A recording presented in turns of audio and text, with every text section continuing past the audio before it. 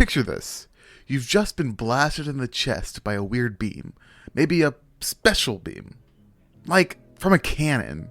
So, you're on the ground, bleeding out, but hey, you have a brother who's also an alien is dead too, so that's a plus.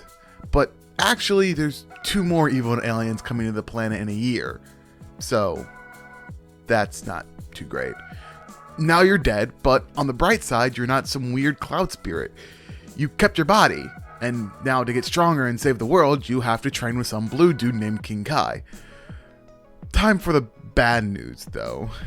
To get to that blue guy, you need to run down this. That is Snake Way. And this is how long it would take to run down Snake Way and the effects it would have on your body. A kind of ghost guide guy pats your back and tells you to have fun, and that very few people have actually made it to King Kai's. When you ask him how long the path is, he tells you 1 million kilometers. That's 625,000 miles for you Americans. Now, that's a very long distance, but how long is that? Well, for perspective, the world, not that one, this one, is about 40,075 kilometers, or 24,901 miles. So, if you were to start walking around the Earth, you would have to walk around it 25 times to reach the length of Snake Way. That's how long this beast of a path is. So, for an average human like yourself, how long would it take for you to get there from start to finish? Well, let's look at this man. This is George Megan, and he holds the world record for the longest unbroken walk.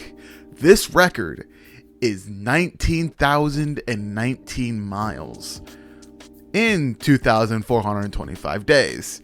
So let's use this for a baseline, so you have the best chance to make it to the end in a reasonable amount of time. If we divide his record by the amount of days he walked, we get an average of 7.84 miles walked per day. Now, that's a lot for a human to walk, but due to you being dead, you should be fine. I hope. Anyways, if we take that average of 7.84 miles a day and use that as a divisible of the 625,000 miles, we get a big number. 79,719.39 days. Because that's such a big number, let's break that down once more. If we divide that behemoth of a number by 365, which is roughly a year, we get a whopping 218.41 years. That's right, if you were to go at world record pace every day, it would still take you over 200 years to reach the end of the trail. But you don't have that kind of time. You have to get there and train so you can get back and save the world. So, let's say some spiky-haired monkey boy ran it in 6 months.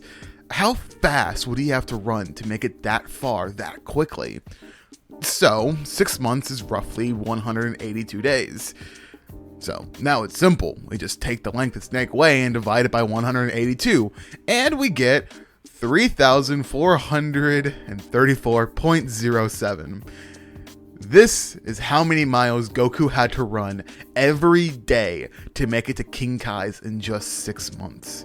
And if that's not crazy enough, he actually made it faster when he ran back the day that the Saiyans invaded.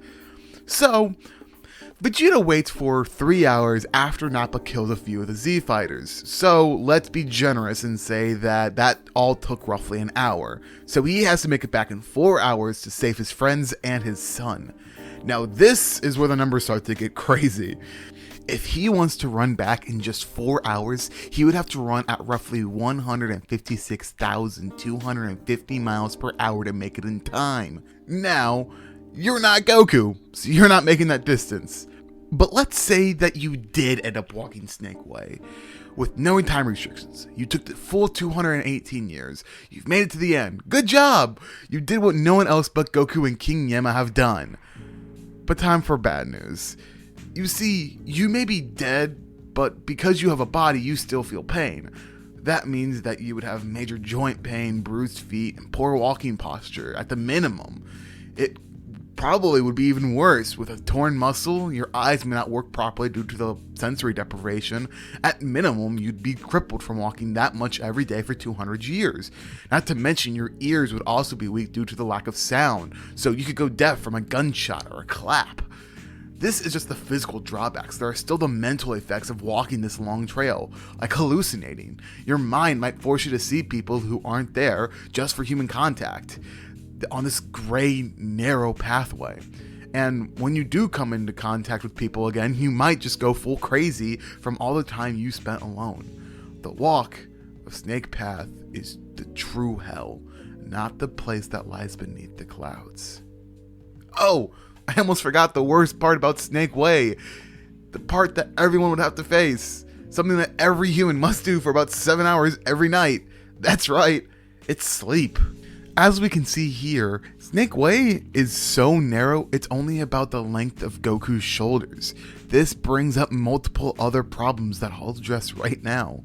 First of all, there's a high chance that you won't get proper sleep due to being on a stone path in such a confined space.